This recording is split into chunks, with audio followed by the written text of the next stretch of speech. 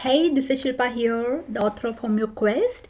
So, if you're here, we're talking all about repertorization, finding the best rubrics and getting the best prescriptions for our patients. And today, I want to touch upon one key question that I get from students, and that is how do you analyze and find the best rubrics in multi-layered cases? So, a few weeks back, we did a video, a tutorial on how to find the best rubrics for any case, basically one layered case where there is just one focus. But it's very important to understand how do you analyze cases when there is more than one layer, more than one focus and issue in the case. So we're going to do that using a case example and then see how this is really done. All right. So this is a case, it's a real case submitted by some doctor. I'm not sure of his name, but this is what the case was. Miss B, age 23 years, consulted him on the 23rd of August 1961 for the following complaints. She had an attack of rheumatic fever 6 years back. After taking many injections, she became okay, and since then, she's been losing hair by the handfuls. It comes off on washing or combing the hair. Her appetite and thirst are normal, but she prefers her drinks cold, even tea. And she was vaccinated last year. She's had some bad reaction, and now she feels quite tired after sleep. So here the chief complaint is obviously losing hair. And that's what the patient has come to this doctor for. Now, it's interesting, there are quite a few things going on here. So what did he do? And it's obvious, what do you do, And most people who take in all these symptoms and start repertorizing straight away. And probably that is what, was done here. So what did he do? He took her case and repertorized it using Kent's repertory. He took hair falling handfuls in. He took vaccination. Remember, she had bad effects after vaccination and she had been tired after vaccination. So that's something that he did. And he found that sulfur came up. We're going to do this quickly. We're going to take hair fall in handfuls.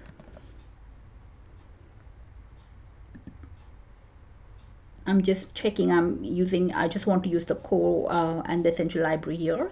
So this is the first rubric that we took. The second rubric that he took was vaccination, probably bad effects from. These are the top remedies for vaccination, bad effects from. You can see, sulfur already coming up as the star there. And the third one he took was, what was that? Sleep after, because she's been tired after that vaccination thing. So the last thing he took was sleep aggravates after.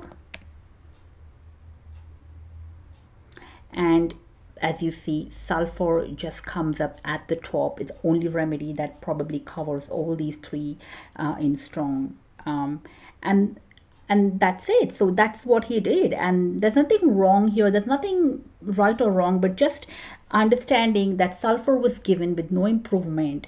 And then in desperation, as we all do, he gave her phosphoric acid also with no change. And then they consulted Dr. Fatak. So now this is interesting. And before we come here, I want to now, look at this case and see where and what the issue is and what the analysis is coming up. So if you go and look at this case, you see she's had an attack of rheumatic fever 6 years back, and then she's taken a lot of injections, which she became all right, and then she's been losing hair by the handfuls. So there is a connection here. After rheumatic fever, she's not been well since, and that's what she's led to losing her hair, right? So this connection is very critical. This for me becomes one layer. And then if you look at these two connections, it's sort of like never been well since this issue, and then she's losing hair, and then after that state has changed. She prefers her drinks cold. So this is important because it's an interesting concomitant that has changed her state. And then she was vaccinated last year. She's had some bad reaction, and that's led to feeling tired after sleep. So what's happened is the vaccination aspect is something that happened chronologically later, and this was a different layer. Vaccination, bad reaction, feeling tired after sleep. So when you are now looking at hair fall, we are just looking at the hair fall layer, and the hair fall layer is different. It has rheumatic fever, it has hair fall, and then it has the state of craving for cold drinks. So this is our real state. This is what our layer is. So this is very important when you are looking, and this is exactly what Hahnemann's miasmatic aspect and miasmatic approach is all about. You have to look back chronologically and you trace where this issue started. That forms one part of your layers. This is so important for homeopaths, and I cannot overemphasize this. This is exactly what you need to know when you are mixing in very different states. It can really, because your softwares will, what you put in, it will junk in and junk out. You have to be, this is you as a filter and understanding what's happening. So actually, this is the real analysis. You have rheumatism, you have hair fall, and then you have desire for cold drinks.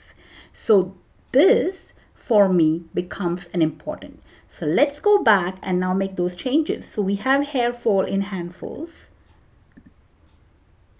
Then we remove the vaccine aspect there. We remove the sleep because it's a part of the vaccine layer, but then we put in rheumatism because it's important. It is a connection with hair fall. We want remedies to have rheumatism as a part of their state, which has created an issue with the hair fall. And then we have desire for cold drinks. And now see what comes up. And in this case, you have a few things coming up. Phosphorus drops the list, and then comes in lycomycerium. Sulfur does come in, and then cephalanum and carboate. So in this case, let's see what Father did. And he said he prescribed phosphorus, on which the patient is much better. He selected phosphorus because it was given in bold type. Ken's repertory, hair falls in handfuls, also covers the desire for cold food and drink. So obviously cold food and drink was his star because it's a very interesting concomitant. He hasn't taken rheumatism, but we need to understand that phosphorus has to have the ability to do that. So desires for cold drink, is obviously, there are lots of remedies. Phosphorus is not the top, it's at number 4, but we have hair fall, and Kent has it for 3 marks, but Mesothelium is interesting because it has more number of authors which have given phosphorus on top, Mesothelium top, but hair fall in bunches, again, it comes up. But together, overall, phosphorus just comes up everywhere, and it obviously Mesothelium did not cover the desire for drink as strongly, and phosphorus stops in there, and that's why Mesothelium just lagged behind here. So hope that helps you, and hope that helps you understand that how and what you put in your repertorization or your analysis is so critical, and you have to be able to analyze a case and make sure that you dissect out different layers, and you understand the chronology, and then you choose the rubrics, and I promise you'll never go wrong that way. So hope this short and sweet case just helped you understand, step back a bit and take care of what you're looking and putting in your sheets, and hope you give the best to your patients this week. All right, so I look forward to your comments and more questions and more feedback so that I'll continue to make these tutorials for you. Take care. Bye for now.